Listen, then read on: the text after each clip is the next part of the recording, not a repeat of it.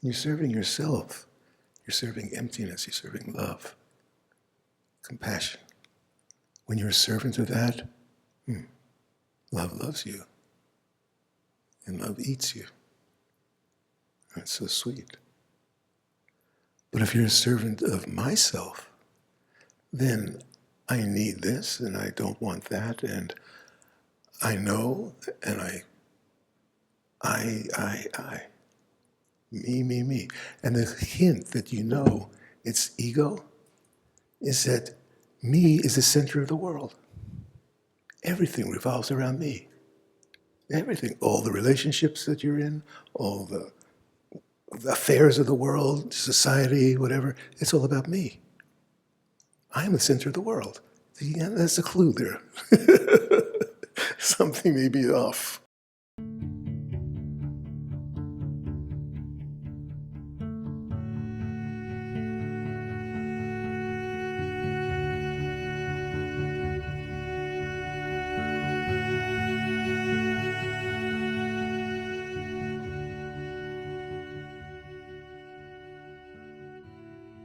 So that's why we're here. We're here to see the veils, the clouds that obscure the sun. Not to fix it, not to make them better, not to change them, but to see through them, to see their essential emptiness. And when you see the essential emptiness of what you thought was real, the whole world discovered to be empty.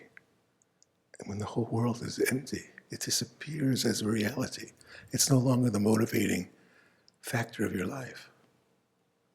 It's a rising phenomena. And whenever you look for where the real substance is, it disappears. The closer you look, the more it disappears. And that's true on the scientific level. When you start out, looks like this is where the solid real is, but even the Greeks 2,500 years ago knew it was a world made up of atoms. And it's because they saw that it's just the rearranging of atoms that makes the appearance of reality. So they saw that 2,500 years ago. Same thing the Buddha saw, also same time frame. And so when you see through it, beyond atoms, because you think the real stuff is here? No, it's in the atom. So you look at the atom, look closely enough, and it also disappears. And it's also either light, wave, or particle, depending on your point of view. So that's how subjective what we call reality is. It's a phenomenon. It's an epiphenomenon. It blinks on and off, and it's empty at the core, empty all the way through. There's no substance there. It's all thought. It's a thought form. We're living in a global thought form. And we all have our story of who we are, where we are, what our parents did, what our future's going to be, what our children are. And this whole storyline, maybe it covers 100 years. And what's 100 years in the face of the universe, It's a blink, not even a blink. And that story, made up, comes from nothing, is lived out as if it's real, and you spend your life suffering with it until you're over and the story ends. It goes back to where it came from. Nothing. Empty. And so we have all glimpsed that. We've all had tastes of that. But then the experience is that you lose it, or you forget it, or it becomes conceptualized. It becomes one of your objects.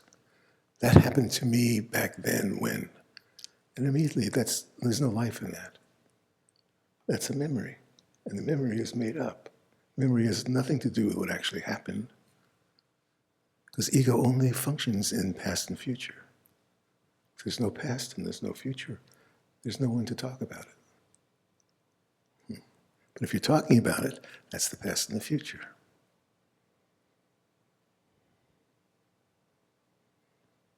So it's possible for all of us to wake up and realize the truth. That's our mission here. And so we're here to stop the sellout. Because all of us have betrayed ourselves to some degree by believing our story of ourselves, positive or negative, good news or bad news. By investing our life force into that story, that's a kind of self-betrayal. It's a kind of ignorance. So it's not mean-spirited, or there's nothing negative about it. It's going in the wrong direction. You're not serving yourself, you're serving myself. That's the distinction. When you're serving yourself, you're serving emptiness, you're serving love, compassion. When you're a servant of that, love loves you, and love eats you. That's so sweet. But if you're a servant of myself, then I need this, and I don't want that, and I know, and I, me. And the hint that you know it's ego is that me is the center of the world. Everything revolves around me. Everything, all the relationships that you're in, all the affairs of the world, society, whatever, it's all about me. I am the center of the world. Yeah, that's a clue there. Something may be off, And so the possibility is to actually be the still center that is everywhere and nowhere. That's our living possibility. That's why we're here. And then that passes on from heart to heart.